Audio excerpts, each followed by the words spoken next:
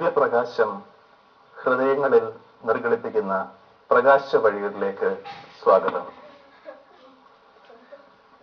പ്രശ്നങ്ങളുടെ നടുവിലാണ് ലോകമെന്ന്. നാം പലപ്പോഴും പറയാറുണ്ട്, പ്രശ്ന കലുഷിതമാണ് മനുഷ്യജീവിതമെന്ന്. എല്ലാ മനുഷ്യർക്കും ഒരു വിധത്തിലല്ലെങ്കിൽ മറ്റൊരു വിധത്തിൽ പ്രശ്നങ്ങളുണ്ട്. ആ പ്രശ്നങ്ങളുടെ ഏറ്റക്കുറച്ചിലുകൾ ഉണ്ടായേക്കാം എന്ന് മാത്രമേ ഉള്ളൂ. ചില അവസരങ്ങളിൽ നാം തന്നെ പ്രശ്നങ്ങളാകാറുമുണ്ട്. അതായത് ഓരോ വ്യക്തിയും ചിലപ്പോൾ പ്രശ്നങ്ങളായി മാറ്റപ്പെടുന്നുണ്ട്. ഉദാഹരണമായി, ചില കോളേജുകളിൽ ചില വിദ്യാർത്ഥികളെ കണ്ടുകൊണ്ട് അധ്യാപകർ പറയും അവനാണ് പ്രശ്നം. ചില വീടുകളിൽ കുഞ്ഞുങ്ങളെ കണ്ടുകൊണ്ട് മാതാപിതാക്കൾ പറയും അവനാണ് പ്രശ്നം. അല്ലെങ്കിൽ ദമ്പതികൾ അന്യോന്യം പറയും അവനാണ് പ്രശ്നം, അവളാണ് പ്രശ്നം എന്ന്. അങ്ങനെ ഓരോ വ്യക്തികളും പലപ്പോഴും പ്രശ്നങ്ങളായി മാറ്റപ്പെടാറുണ്ട്. ഇങ്ങനെ പ്രശ്നങ്ങളാകുവാൻ വിളിക്കപ്പെട്ടവരല്ല നാം ഓരോരുത്തരും. പ്രശ്നങ്ങളെ പറ്റി പറയുമ്പോൾ ആ പ്രശ്നങ്ങളുടെ കാരണം എന്താണ് എന്ന് നാം മനസ്സിലാക്കണം. അടുത്ത സമയത്ത് എന്റെ ഒരു സുഹൃത്ത് എന്നോട് പറയുകയുണ്ടായി, അദ്ദേഹത്തിന് ഒരുപാട് പ്രശ്നങ്ങളുള്ള മനുഷ്യനാണ്. അതുകൊണ്ട് തന്നെ അദ്ദേഹം പറയുകയാണ്, ഓരോ പ്രഭാതത്തിലും അദ്ദേഹം കരുതും ഈ പ്രശ്നകലുഷിതമായ ലോകത്തിലേക്ക്, അല്ലെങ്കിൽ ഓരോ പ്രഭാതം പൊട്ടിവിടരാതിരുന്നെങ്കിൽ എന്ന്. കാരണം പുതിയ പ്രഭാതം പൊട്ടിവിടരുമ്പോൾ പുതിയ പുതിയ പ്രശ്നങ്ങളുമായിട്ടാണ് അദ്ദേഹം അഭിമുഖീകരിക്കേണ്ടതായി വരുന്നത്. എന്നാൽ അത് തെറ്റായ ഒരു കാര്യമാണ്. കാരണം നമുക്കറിയാം, സങ്കീർത്തകൻ പറയുന്നുണ്ട്, ഓരോ പ്രഭാതത്തിലും ദൈവത്തിന്റെ കാരുണ്യം നവചൈതന്യത്തോടുകൂടിയാണ് ദൈവഭക്തനിലേക്ക് കവിഞ്ഞൊഴുകുന്നത്. അത് മനസ്സിലാക്കാത്തപ്പോഴാണ് നാം നമ്മുടെ പ്രശ്നങ്ങളെ പറ്റി വലിയ തോതിൽ വിഷമിച്ചു പോകുന്നത്. ഒരു സമയത്ത് ഒരു അധ്യാപകനോട് ഞാൻ ചോദിച്ചു, hello sir, how are you today? അപ്പോൾ അദ്ദേഹം പറഞ്ഞു, പ്രശ്നങ്ങൾ ഇല്ലാത്തതാണ് എന്റെ പ്രശ്നം. അങ്ങനെ കരുതുന്ന മനുഷ്യരുമുണ്ട്. അതായത് ചില മനുഷ്യർക്ക് പ്രശ്നങ്ങൾ ഇല്ല എന്നുള്ളത് ചിലപ്പോൾ ഒരു പ്രശ്നമായി മാറ്റപ്പെടാം. ഇങ്ങനെ പ്രശ്നങ്ങളെ പറ്റി മാത്രം ചിന്തിച്ചിരിക്കുമ്പോൾ നമുക്ക് ചില കാര്യങ്ങൾ ഓർമ്മയിൽ വരണം. എന്തുകൊണ്ടാണ് ഈ പ്രശ്നങ്ങൾ, അല്ലെങ്കിൽ ഈ പ്രശ്നങ്ങൾ എന്താണ്?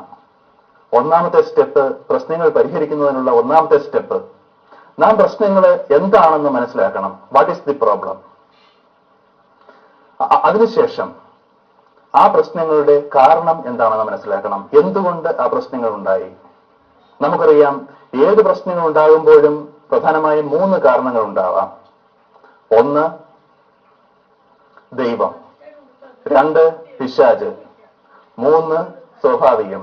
മനുഷ്യ ജീവിതത്തിൽ കടന്നു വരുന്ന ഏതൊരു പ്രശ്നങ്ങൾക്കും ഈ 3 കാരണങ്ങളിൽ ഏതെങ്കിലും ഉണ്ടാവാം. എന്നാൽ ഇവയ്ക്കെല്ലാം ഒരേ ഒരു ഉത്തരം മാത്രമേ ഉള്ളൂ, അത് ദൈവം. Solution for all the problems, അത് ദൈവം മാത്രമാണ്. രണ്ടാമത്തെ സ്റ്റെപ്പ്, ഈ പ്രശ്നങ്ങളെ നാം സ്പ്ലിറ്റ് ചെയ്യണം. പ്രശ്നങ്ങളെ പല ഘടകങ്ങളാക്കി മാറ്റണം. അപ്പോൾ അവ ലഘൂകരിക്കപ്പെടും. മൂന്നാമത്തെ സ്റ്റെപ്പ്, ഈ ലഘൂകരിക്കപ്പെട്ട ചെറിയ ചെറിയ പ്രശ്നങ്ങൾക്ക് നാം സൊല്യൂഷൻ അല്ലെങ്കിൽ പരിഹാരം കണ്ടെത്താൻ ശ്രമിക്കണം. ആ പരിഹാരങ്ങൾ ഓരോന്നായിട്ടെടുത്ത് അനലൈസ് ചെയ്യണം. ഓരോ പരിഹാരത്തിനും ഗുണവശങ്ങളും ഉണ്ടാവാം, ദോഷവശങ്ങളും ഉണ്ടാവാം. ഈ ഗുണവശങ്ങളും ദോഷവശങ്ങളും നമ്മൾ കമ്പയർ ചെയ്യുമ്പോൾ, താരതമ്യം ചെയ്യുമ്പോൾ ഏത് പരിഹാരത്തിനാണ് ഗുണവശങ്ങൾ കൂടുതലുള്ളത്, അതായത് ഓൾട്ടർനേറ്റീവ് സൊല്യൂഷൻസിൽ ഏതിനാണ് അഡ്വാൻറ്റേജസ് കൂടുതലുള്ളത്, ആ പരിഹാരം നമ്മുടെ പ്രശ്ന പരിഹാരമായി ചൂസ് ചെയ്യുവാൻ, സെലക്ട് ചെയ്യുവാൻ, തിരഞ്ഞെടുക്കുവാൻ നമുക്ക് കഴിയണം.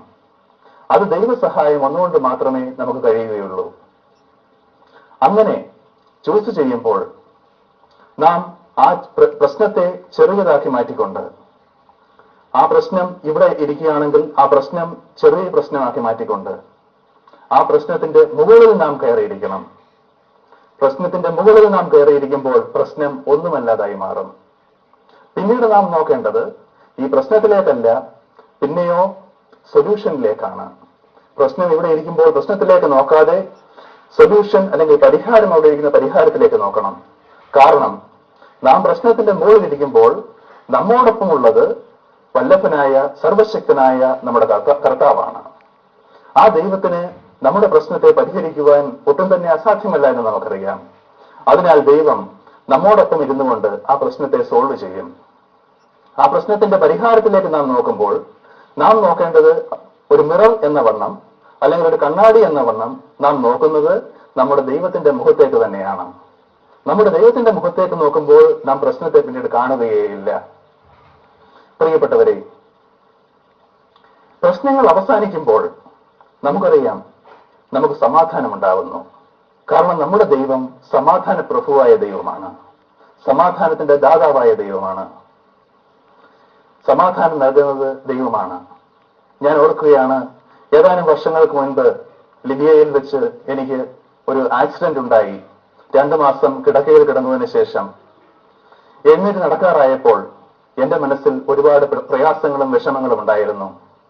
അന്ന് ഞാൻ അവിടെ മുസ്ലിം സഹോദരങ്ങൾ പരസ്പരം വിഷ് ചെയ്യുന്നത് അല്ലെങ്കിൽ പരസ്പരം അഭിവാദ്യം ചെയ്യുന്നത് കേട്ടു. അസ്സലാമു അലൈക്കും. അതിന്റെ മീനിങ്, അതിന്റെ അർത്ഥം പീസ് ബി വിത്ത് യു, സമാധാനം എന്നാണെന്ന് ഞാൻ മനസ്സിലാക്കി. നമ്മുടെ കർത്താവ് ഉദ്ധവനായതിനു ശേഷം തന്റെ ശിഷ്യന്മാർക്ക് കൊടുത്ത സമ്മാനവും അല്ലെങ്കിൽ ലോകത്തിന് നൽകിയ പ്രോമിസ്, ലോകത്തിന് നൽകിയ വാഗ്ദാനവും സമാധാനമാണ്. ഞാനും ഒരു കാര്യം തീരുമാനിച്ചു.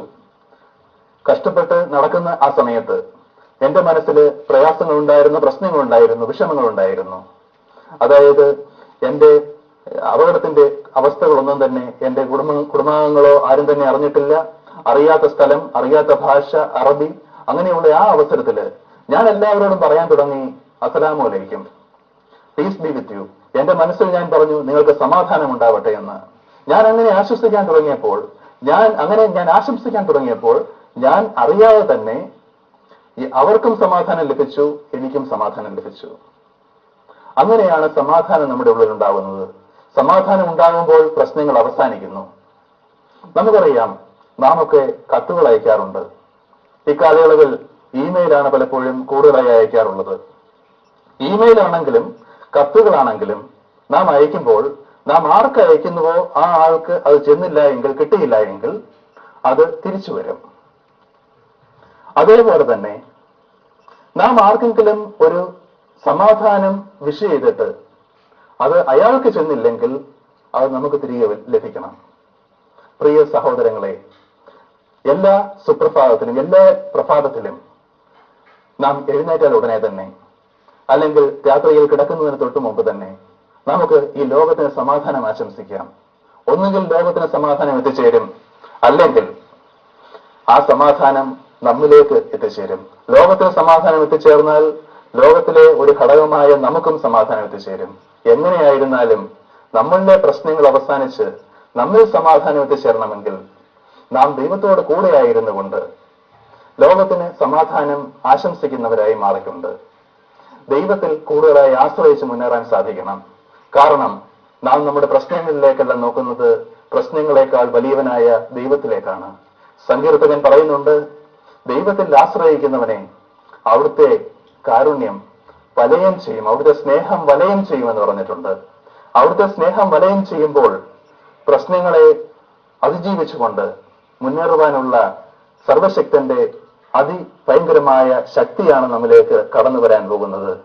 അതിനാൽ പ്രശ്നങ്ങളിലേക്ക് മുഖം നോക്കാതെ അല്ലെങ്കിൽ പ്രശ്നങ്ങളിൽ നിന്നും ഒളിച്ചോടാതെ പ്രശ്നങ്ങളെ ശക്തിയുക്തം തരണം ചെയ്തുകൊണ്ട് ഈ പ്രശ്നങ്ങളൊന്നും എന്റെ ദൈവത്തിന്റെ മുൻപിൽ ഒരു പ്രശ്നങ്ങളല്ല എന്ന് മനസ്സിലാക്കിക്കൊണ്ട് ഈ ദിവസവും ഇനിയും വരാനിരിക്കുന്ന ദിവസങ്ങളും നമ്മുടെ ദൈവത്തിന്റെ മുൻപിൽ നല്ല വിശുദ്ധരായിട്ട് ജീവിക്കുവാൻ ഒരു അനുഗ്രഹമായി തീരട്ടെ എന്ന് ആശംസിക്കുന്നു. ദൈവം നമ്മെ എല്ലാവരെയും സമൃദ്ധമായി അനുഗ്രഹിക്കട്ടെ.